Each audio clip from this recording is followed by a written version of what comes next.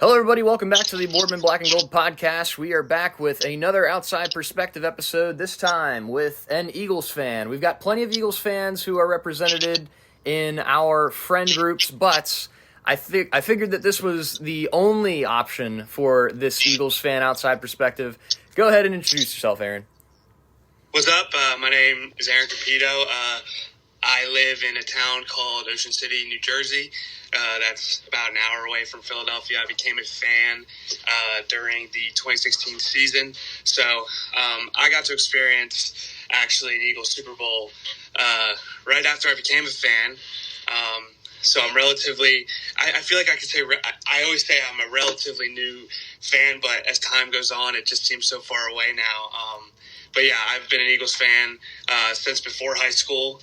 The Eagles actually are what got me into sports. All I can think about is sports now. So the Eagles led into the Sixers. Sixers led into the Phillies, and now, as Zane knows, I'm actually trying to get into the Flyers too. And I've been having a blast so far with that. So that's interesting. I didn't realize that you were kind of a newer fan. Like 2016, you were what, 14 years old at that point? Yes, I was. It was actually a little mix of the Sixers and the Eagles.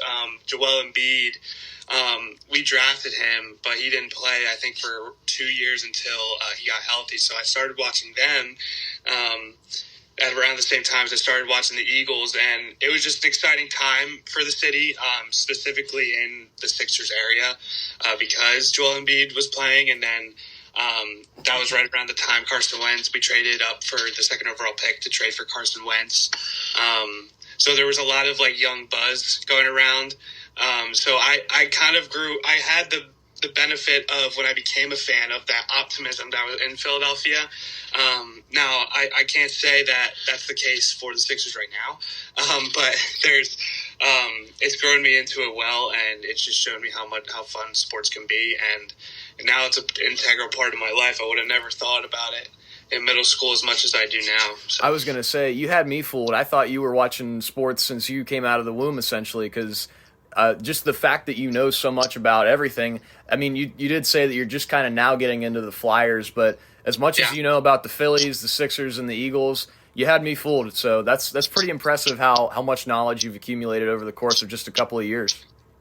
Yeah, even the Phillies, though, I remember I would still go to games as a kid, and just that 2008 team, because I was only 6 years old when that happened, so there's not too much recollection of memory there, but just going to the games when the Phillies weren't good throughout my childhood, it was just it felt like an immortal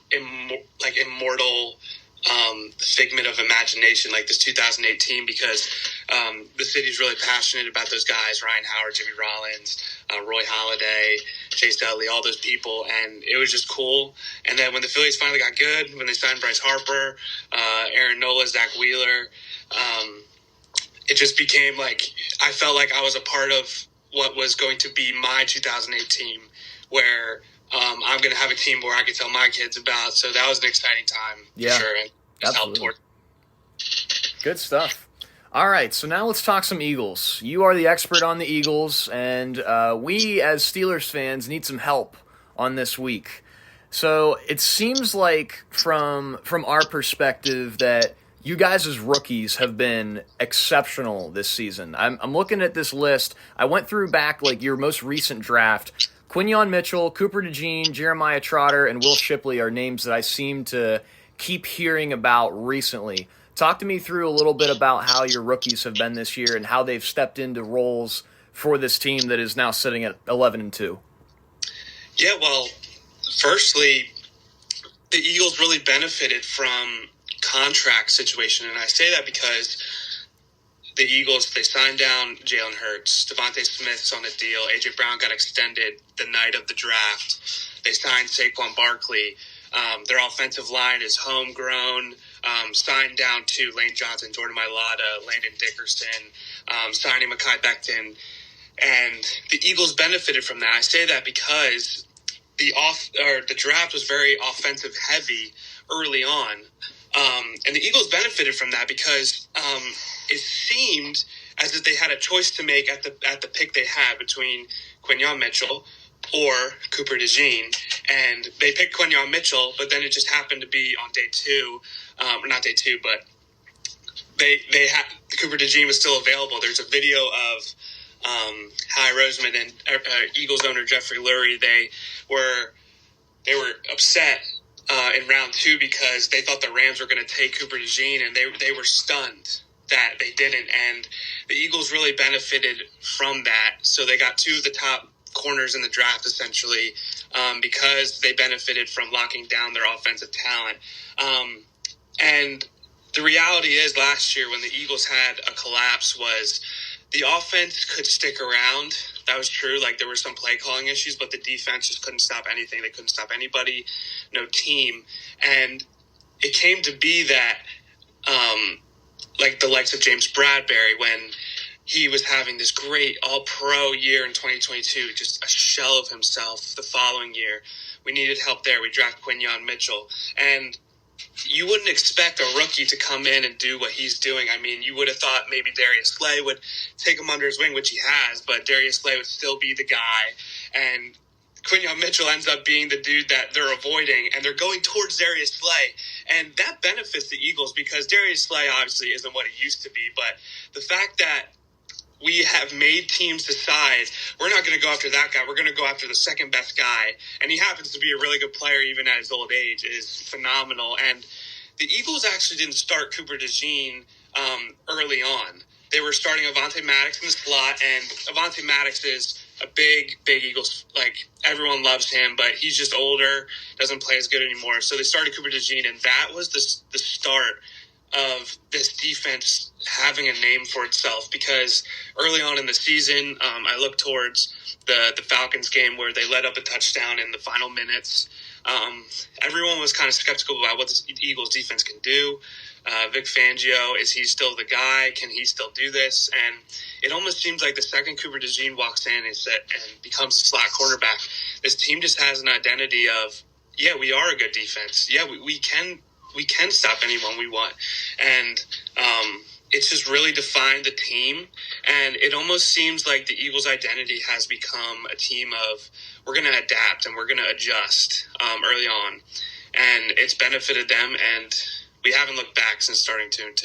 Yeah, and it looks like that. I mean, I think you kind of hinted at it there, but I feel like the defense is kind of the primary focus of the Eagles this year, despite having like a top, like statistically speaking, top maybe 5 or 6 offense. I mean, if you just look across the board at the simple players that you have at every position group on the offense, Jalen Hurts, top 10 quarterback. Saquon is like the best running back in the league this year. You got 2 top 15 wide receivers, maybe even higher than that. Dallas Goedert, one of the best tight ends. And then that offensive line. I mean, when I think of the Eagles, the first thing I think of is the offensive line, which to say that about a team in general is crazy.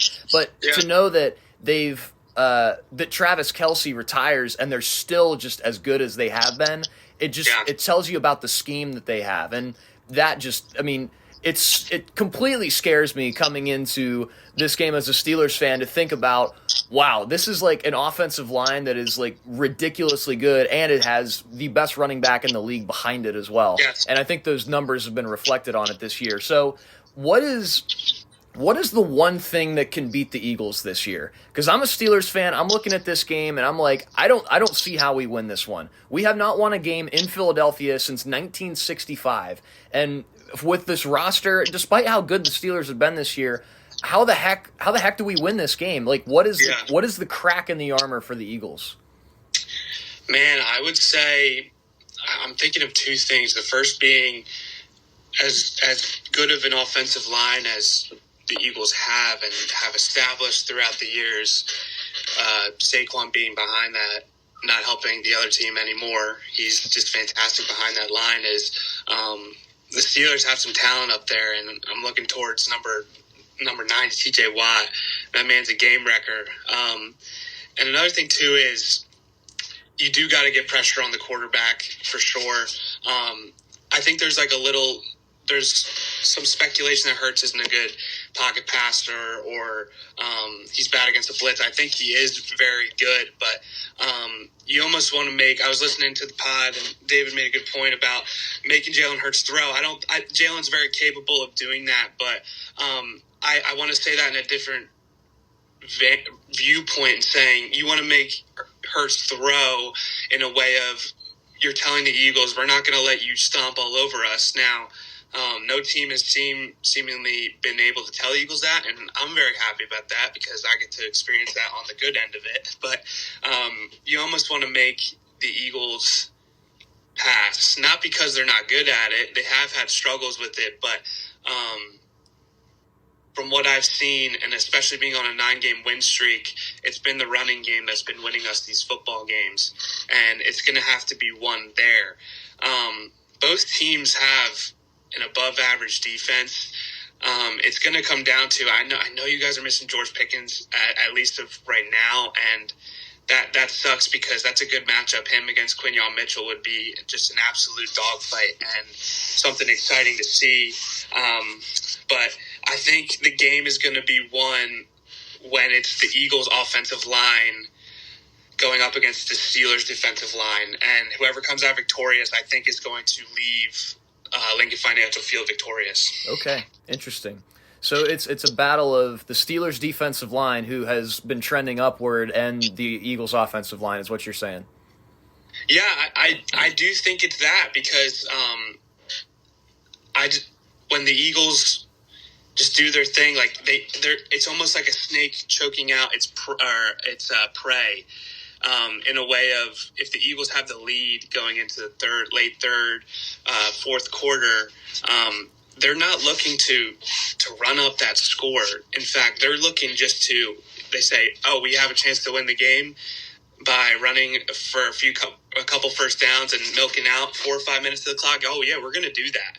And it's not even the fact that they're saying, oh, we have a chance to do that. They're at a point where they're saying, oh, I think we know we can do that. Because when you look back at years of having Miles Sanders or DeAndre Swift behind that line, they were very good running backs. And I'm appreciative of their time with the Eagles. But when you got an offensive line like that and having a superstar running behind them, man, it's a tough task to do. And I've yet to see a team really tell the Eagles you can't do that. So with that said, I don't see the Eagles doing anything different in that way until they're telling to stop. And that's why the Eagles have expressed passing concerns and them saying, oh, we can't throw the football as well, because there's going to come a time where that might be a reality where we need to throw the football, and we need to be better about that. It's okay. You kind of enlightened me as to like why those people have been saying that the passing stuff is I wouldn't say it's a problem, but maybe just a slight concern. So you said that like you guys have the lead often, and you guys are on a 9-game winning streak, and like Saquon is a closer. He's the guy that you put up the right arm and you say, let's go to the bullpen and let's end this game. And he doesn't just end the game like by getting a first down. He ends the game with a touchdown. Yeah. And so that's kind of like the big difference. And I guess I'm kind of realizing that, yes, the Eagles offense as a whole is very complete, especially I would say even in the passing game. I would still say it's probably a top 15, top 12 passing offense. But I think that the difference is the passing game is the lesser of two evils from the outside perspective. So if you want to win this game, it has to be, okay, we're going to make Jalen Hurts come from behind. We're not going to allow you to run with Saquon at the end of the game. We're going to make Hurts pass. That seems like what you're saying is going to be the key for the Steelers this week. Yeah, and I'm confident as an Eagles fan, Hurts can come up to that occasion. He has before. I say that almost in a way of it's, man, like no team has really been able to stop the run game for the Eagles. If we do, we have a chance to see them potentially fail at passing to win the game, meaning there's a chance that they might not be able to do that because they run the ball so much. A team almost has to make the Eagles say, all right, the running game's not working for the first time ever. Are they going to panic and have this horrible scheme of passing, or are they going to be up for the challenge of, oh, we can pass the football? So I'm excited about that because I know this is a good Steelers team, and they have just blown away any expectation people have had. Russ Wilson has become back to himself, which I'm a huge fan of. He's a Christian guy, so I'm always rooting for him, despite being on different teams. And he needed a fresh start out of Denver. I feel like he was a little mistreated there. I don't even know if a little is justifiable, but yeah, it's gonna be good. Absolutely. Now, I do have this question because I know that you have very strong opinions on this, and maybe they've changed since you've kind of expressed these types of opinions, but I want to get your thoughts on Nick Sirianni because I want to make a comparison on what you think of him in comparison to Mike Tomlin, because I feel like they're kind of like in a similar space right now because they're both winning and they're not actively inhibiting their teams, but they have been shown to do that in the past to create some frustrations for their respective fan bases. So talk to me a little bit about Nick Sirianni, maybe his state right now, and then give me your thoughts on Mike Tomlin. Yeah, Nick Sirianni is definitely a wild card. He hasn't had a losing season in Philadelphia. We have to address that when talking about him. The problem is he found success so early on in his career because some head coaches, when they come into a team, he follows Doug Peterson, who's a legend in himself in Philadelphia. He won a Super Bowl here. He had a disappointing end to his career in Philadelphia, but people still love Doug Peterson and are thankful for what he did. And so he has big shoes to fill in that already. But with Nick Sirianni, so early on, the Eagles were a Super Bowl team. They went to the Super Bowl in his second year as head coach. And I think Nick Sirianni fell victim of being a front runner, in all honesty, early on, because he likes to celebrate. He likes to make his voice heard on the sideline to the other teams, to the refs, to his players. So I felt he never has really got to experience as a head coach the hardship that other teams might go through. He's had an abundance of talent around him. So early on, especially in his second year, it was hard to see what specifically made him a good head coach. 2023 came around. Brian Johnson as the OC, Sean Desai as the DC. It was very apparent that there were play calling issues, and that is when people around the city started to speculate: what does Nick Sirianni do? Like, what is his strong suit? And this year, the Eagles bringing in Kellen Moore, Vic Fangio. The offense has gotten better. It's not 2022 as of right now, at least in the passing game. So there's that. So here we are in 2024, and when we started 2-2, we wanted Nick Sirianni fired, and I can't act like I wasn't saying that either. With that being said, though, if you watch any of like the Eagles media, looking towards like the mic'd up moments and the press conferences, man, these Eagles players love Nick Sirianni. It is so apparent through the way they talk about him, the way they talk about him on the field, the play calling. It is incredible how backed up they are towards this team. And I say with that, I think of Nick Sirianni as not a cheerleader. I think he's more capable of that. I just think he's a player's coach. I wouldn't trust him without Kellen Moore this season, and I feel like if we didn't hire him, Nick Sirianni would probably be on the hot seat. But Nick Sirianni is in a weird spot right now, I would say. We're on a 9-game win streak. The play calling is still iffy, though. It's not 2022 where it's all sunshine and rainbows, despite our record.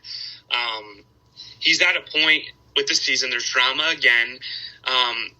The Eagles are going to come out Sunday, and they got to tell the world either are they the 2022 team that's ready to go and make a run, or are they the 2023 team that's going to collapse? And that falls on Nick Sirianni's shoulders. He is the leader of the team, and that's what it comes down to. And I'm hoping he proves me wrong, and he has this season so far.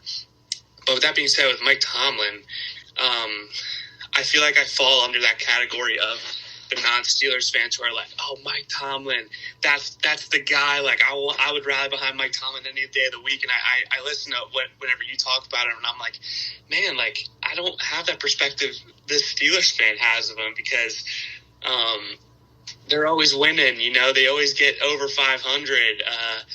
You know, so I don't have anything against Mike Tomlin. I think I would say he was a good coach on the outside looking in. Okay, that's fair, and that's completely your opinion. And honestly, my opinion of Mike Tomlin has changed a good bit too. And I think that's because they have been winning. Now it's all going to come down to if they actually win a playoff game, because they haven't done so since when was that? Actually, that was when you started watching football, 2016. Yeah. So. Yeah, so for as long as you've been watching football, Mike Tomlin has not won a playoff game, and I think that's the telltale this season, if this season is kind of worth it or not, because, I mean, David and I are going to have this conversation eventually, but what does constitute a successful season this year for Mike Tomlin? And I would assume that it would have to include winning a playoff game in some regard, Yeah. so that is one part of it. All right, so let's move into this Steelers-Eagles game. I want to get your score prediction. I want to get your idea on how the game turns out. Man. So I'll just say before I do that, when I was listening to the pod, I was not expecting your score prediction at all. I was like, from what you were saying, I was like, oh, he expects Steelers to win. I was like, okay. And then when you said it, I was like, wow, like, that's incredible. So I'll say again, the Eagles have a choice to make Sunday. Are they going to be the 2022 team that made it to the Super Bowl, lost by 3 to the Chiefs? Or are they going to be the 2023 team that collapsed and lost 5 of their last, I think, 6 games? I believe the Eagles are going to come out and they're going to want to play, and they have an amazing chance against a really good team to play and play well. Listen, the Eagles just didn't look good Sunday. Their defense was all right. I mean, they didn't let up a crazy amount of points, but if you watched the game, you would know situationally they weren't up to the standard of the normal Eagles team. Cooper DeJean didn't have his best. He probably had his worst game of the season against Adam Thielen. But listen, I think the Eagles are going to get the ball to A.J. Brown. Last time we played you guys, A.J. Brown had his probably best game as an Eagle. I don't think he'll go as crazy as he did then, but he's going to have a good game, and the Eagles are going to impose their will, I think, in the pass game. But I think to do that first, they're going to pound the line of scrimmage. I think they really want to see Saquon open up the middle of the field for Devontae Smith, for A.J. Brown. Hurts has been under a lot of criticism this week, so I think he's going to want to have a better game. He needs to be better. We're going up against a better defense, man, and it's going to be a show. I think our defense is capable of keeping up with your guys' team. I want to say the final score is going to be 24-14 Eagles. Okay, that's pretty similar to what I said. So yeah. I kind of have this feeling, and like, just, you know, maybe in a yes or no, like, do you think that the Steelers are more afraid of the Eagles than the Eagles are afraid of the Steelers right now? Man, any other week, I would say the Steelers might be, but the Eagles have a lot to prove this week, and it's they gotta prove some people wrong. They have mouths to feed on the offense. They have personalities. You know, with George Pickens, like, it always seems the wide receiver position follows some controversy at all times. But listening to your pod, I was more insightful towards the Steelers have a gauntlet of an ending schedule. They got to win some of these games, and I think both teams are going to be fine if they lose the game. But I think the Eagles have proven themselves as a more not more complete, but they've proven themselves that they can compete and that they are a team that has Super Bowl intentions, and I think the Steelers would benefit so well from a win against a team like the Eagles. And the Eagles always get coverage. I feel like the Steelers haven't as much, and it sucks to see because you guys have been playing some great football. I don't think the Eagles are as scared as the Steelers as likewise. I think the Steelers want to come into Philadelphia and finally beat the Eagles. So I think they might want to come in and have more to prove than the Eagles might. Yeah, I would think so. And honestly, that number just baffles me, and I can't get over the fact that they haven't won in Philadelphia in, like, what's that, 65, 35, like 55 years or so. So as far as this goes, I'm looking at this game, and I'm really hoping that they can kind of come out and make a statement even without George Pickens, but at the same time my expectations are they're not super high. So well, like I want to even ask you, like, what stats only go so far. What is the run game for the Steelers? Like, how important is it for you guys? Quite important, I would say, because we thrive off of winning the time of possession. And with Najee and Jalen Warren, I mean, Najee's a top 10 back. He's probably sitting right at 10. And then Jalen Warren is a great change-up in a way because he takes a different philosophy on running. And he's like 5'8", 5'9", but he just never goes down, which is like something that's super cool about him. And then you get a guy like Najee who's built like Derrick Henry and can just bowl people over. So I would say that it's really important that we get the run game going. But as far as just the dynamic of these two teams, I would expect us to be relying on Russell Wilson a lot in this game just because of how things are probably going to shake out with the Eagles running well early, I would assume. Yeah, and it's interesting you say time of possession. That's something the Eagles do too, especially later on. So I think this game's gonna be won on the ground, despite what the Eagles have been saying about the past game, and that's exciting, man. I think of just the Battle of PA, man, and it's so fun, and I love being able to talk about football in light of that.